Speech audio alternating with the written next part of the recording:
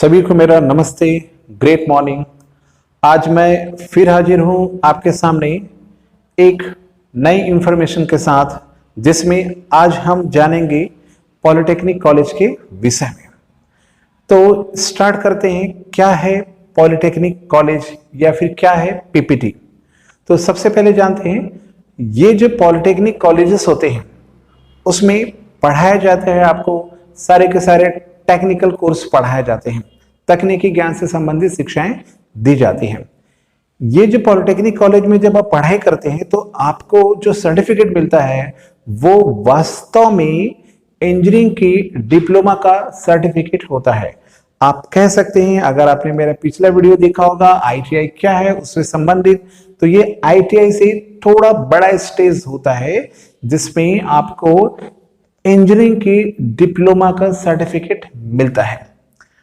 Polytechnic college जब हम बोलते हैं तो उसमें अगर मैं कॉलेज शब्दों को हटा दूं और केवल पॉलिटेक्निक शब्द की संधि विच्छेद करूं, विश्लेषण करूं, तो आपको बता दूं इसका अर्थ क्या होता है।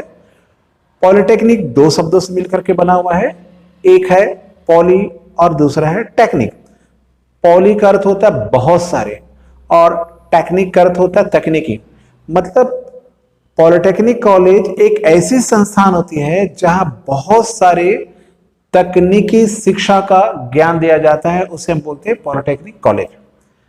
इस पॉलिटेक्निक कॉलेज में यदि आपको सेलेक्ट होना है, वहां आपको कोर्सेज करने हैं, तो उसके लिए आपको एंट्रेंस एग्जाम दिलाना होता है, जिसे पीपीटी के नाम से जाना जाता है। पीपीटी का फुल फॉर्म होता है प्री पॉलिटेक्निक टेस्ट। जब आप पीपीटी में अच्छे मार्क्स ले आते हैं तब आपका जो सिलेक्शन है परसेंट बेस के आधार पर आपका पॉलिटेक्निक कॉलेज में सिलेक्शन हो जाता है। अगर मैं पॉलिटेक्निक कॉलेज में पढ़ाई करने की बात करूं और उससे संबंधित योग्यता की बात कहूं तो आपको कम से कम 10वीं पास होना चाहिए। आप पीपीटी का जो एग्जाम होता है उसे आप 10वीं के तुरंत बाद या 12वीं करके भी दिला सकते हैं। जब आप पीपीटी की तैयारी करते हैं तो उसमें जो एंट्रेंस एग्जाम्स जो होते हैं पीपीटी में, उसमें जो क्वेश्चंस होते हैं वो लगभग 9th 10th इस लेवल के होते हैं, और उसमें फिजिक्स है, केमिस्ट्री है, मैथ्स है, जनरल साइंस है और बायोलॉजी से रिलेटेड जो क्वेश्चंस है वो पूछे जाते हैं। अगर आप थोड़ा सा मेहनत करते हैं तो बहुत ही अच्छा स्कोरिंग कर सकते हैं और मनचाहा ब्रांच है, मनचाहा कॉलेज है, प्राप्त कर सकते हैं। अब हम बात करते हैं पॉलिटेक्निक कॉलेज करने में कितना समय लगता है। तो अगर आप 10th बेस से जाते हैं पीपीटी के थ्रू, तब आपको ये 3 साल लगता है। तो वास्तव में देखा जाए तो ये कोर्स होता है पॉलिटेक्निक कॉलेज का 3 साल का ही होता है, लेकिन एक मेथड और होता है, वो आपको बता दूं। अगर आपका 12th में बहुत अच्छा परसेंट है तो बिना एंट्रेंस एग्जाम दिलाए आपका 12th में डायरेक्ट पॉलिटेक्निक कॉलेज में डायरेक्ट सिलेक्शन हो जाता है। अगर इस प्रकार से आप जाते हैं, परसेंट बेस पर जाते हैं 12th के परसेंट बेस पर, तो आपको जो पॉलिटेक्निक कॉलेज है उसकी जो अवधि है 3 साल की जगह 2 साल हो जाता है। तो इस प्रकार से ये अवधि हो गई। अगर हम खर्च की बात करें तो फिर से वही मेथड होता है।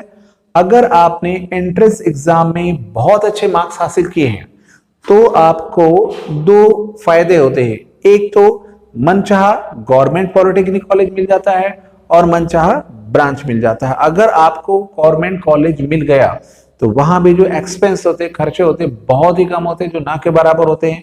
लेकिन अगर आपका परसेंट अच्छा नहीं है और आपको किसी कारण से प्राइवेट कॉलेजेस में आपको एडमिशन लेना पड़ जा रहा है, तो मैं आपको बता दूं पर सेमेस्टर लगभग 18 से 19 हजार रुपए के खर्च आते हैं।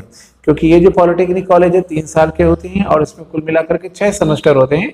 तो अगर आपका सिलेक्शन प्राइवेट कॉलेज में होता है तो पर सेमेस्टर आपको 18 से 19 हजार रुपए एक्सपेंस करने पड़ते हैं, खर्च करने पड़ते हैं। इसलिए ज्यादा अच्छा होता है दोस्तों कि आप जो छोटे क्लासेस है 9th 10th वगैरह उसको बहुत ही बेसिक तरीके से मजबूत कर लीजिए, बेसिक है उसका जो है, जिससे कि क्या होगा, अच्छे मार्क्स आएंगे। उससे क्या होगा कि आपको बहुत कम खर्चे में पॉली कर सकते हैं। अब हम बात करते हैं वहां के कोर्स की। जैसे कि मैं पहले वाले आईटीआई वाले में बताया था, जैसे कि क्या होता है 10वीं के बाद आपको विषय चुनना होता है, उसी प्रकार से जब आपका पॉलिटेक्निक कॉलेज में सिलेक्शन हो रहा होता है तो आपको वहां भी विषय चुनना पड़ता है। वहां के चुने जाने वाले विषय को ब्रांच कहा जाता है। तब जब आपका सिलेक्शन होता है तो बहुत सारे ब्रांच में से एक ब्रांच चुनना पड़ता है। तो कौन कौन से वहां पर ब्रांच होते हैं, कौन कौन से कोर्सेस होते हैं, मैं उनका नाम बता दूं। वहां पर होता है मैकेनिकल ब्रांच होता है, इलेक्ट्रिकल होता है, इलेक्ट्रॉनिक्स होता है, माइनिंग ब्रांचेस होते हैं, आईटी जिसका फुल फॉर्म होता है इंफॉर्मेशन टेक्नोलॉजी होता है, सीएस जिसको बोलते हैं कंप्यूटर साइंस होता है। ऐसे ढेरों कोर्सेस आपको मिल जाएंगे। 30 से 35 कोर्स जो है आपको मिल जाएंगे। और ये जो कोर्स रहते हैं अलग अलग स्टेट में अलग अलग होते हैं। अलग अलग स्टेट से अगर मैं बात करूं तो हर स्टेट में कम से कम 15 से 20 पॉलिटेक्निक कॉलेजेस होते हैं, जिनमें डिवाइड होते हैं गवर्नमेंट और नॉन गवर्नमेंट, यानी कि गवर्नमेंट कॉलेज और क्या बोलते हैं प्राइवेट कॉलेजेस होते हैं। तो इस प्रकार से 15 से 20 कॉलेज हर स्टेट में आपको मिल जाते हैं। लेकिन आप हमेशा प्रयास करें कि गवर्नमेंट कॉलेज में जाएं। इससे क्या होता है, जो कैंपस सिलेक्शन होता है वो अच्छा रहता है, आपके लिए बेनिफिट रहेगा। अब हम बात करते हैं कि इसकी स्कोप। देखिए, आप जब पॉलिटेक्निक कॉलेज कर रहे होते हैं तो टेक्निकल एंड होता है। तो जब कोई व्यक्ति, कोई स्टूडेंट टेक्निकल एंड हो जाता है तो उसके लिए जो भविष्य है, उसके लिए जो जॉब्स है, उसके लाइन बहुत ज्यादा खुल जाते हैं। तो वो बहुत सारे इंडस्ट्री में आसानी से एंटर करके अपनी लाइफ है वो अच्छे से बिता सकता है। इसके तो बहुत ज्यादा लाइन्स ओपन होते हैं। रेलवे जैसे बड़े बड़े उपक्रम क्षेत्र होते हैं, वहां पर भी आप जा सकते हैं। बहुत ज्यादा क्षेत्र होते हैं। तो बहुत ही जबरदस्त कोर्स होता है पॉली का, तो आप इसकी जरूर तैयारी करें।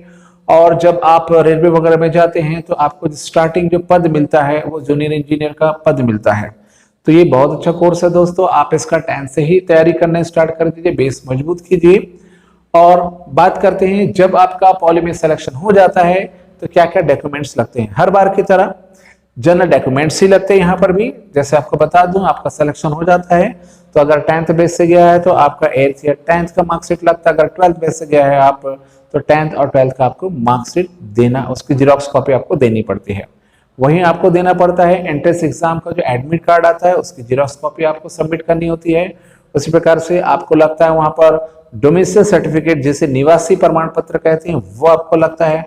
फिर आपको लगता है टीसी, ट्रांसफर सर्टिफिकेट लगते हैं। आईडी प्रूफ के लिए आपको फिर से वही वोटर आईडी कार्ड आपके पास अगर होगा, नहीं है तो आपके पास आधार कार्ड होगा या ड्राइविंग लाइसेंस होगा। ये आईडी प्रूफ के लिए भी काम करता है। अब बात है इस कोर्स को करने के बाद क्या। इस कोर्स को जब आप कर लेते हैं, अगर आपको लगता है कि नहीं, अब इस पॉलिटेक्निक कॉलेज कर लेने के बाद मुझे आगे पढ़ाई नहीं करनी है, केवल जॉब करना है, तो कुछ काम आपको हमेशा तैयारी करके रखना चाहिए। सबसे पहले आपको अपना बायोडाटा बढ़िया से तैयार कर लेना चाहिए, जिसे रेज्यूम भी कहा जाता है। तो आप अपना बायोडाटा रेज्यूम अच्छे से तैयार कर लीजिए।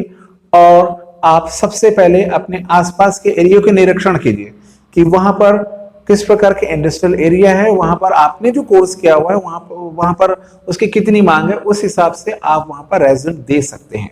इसके अलावा भी आप नेट में या फिर कुछ वेबसाइट्स होते हैं जिसका नाम मैं अभी आपको बताऊंगा, वहां पर भी आप अपना रेज्यूम अपलोड कर सकते हैं। कुछ साइट्स में आपको बताऊं, जैसे कि आपने कुछ साइट सुना होगा, ये एक होता है कि मॉन्स्टर इंडिया होता है, आप वहां अपना रेज्यूम अपलोड कर सकते हैं।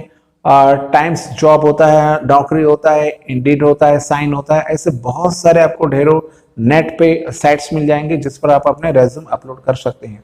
तो ये एक जानकारी थी डिप्लोमा कोर्स की।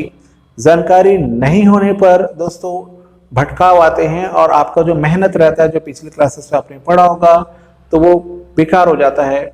जानकारी की अनुपस्थिति में बहुत सारे कोर्सेस हम नहीं कर पाते हैं जो कि बहुत आसान होते हैं। इसलिए हर बार किसी भी कोर्स को करने से पहले एक बार उसकी जानकारी हासिल कीजिए। मैंने अपनी तरफ से पूरा प्रयास किया कि इससे संबंधित जानकारी आप तक पहुंचाऊं। इसके बावजूद भी आपको लगता है कि कुछ और भी इसके विषय में कुछ जानना है, तो मुझे आप कमेंट बॉक्स में कमेंट करके पूछ सकते हैं। मैं आपको पूरी तरह से जरूर मदद करूंगा। वीडियो के अंत तक बने रहने के लिए बहुत बहुत धन्यवाद। फिर से एक नई जानकारी के साथ आपके पास मैं उपस्थित रहूंगा। तब तक के लिए थैंक यू।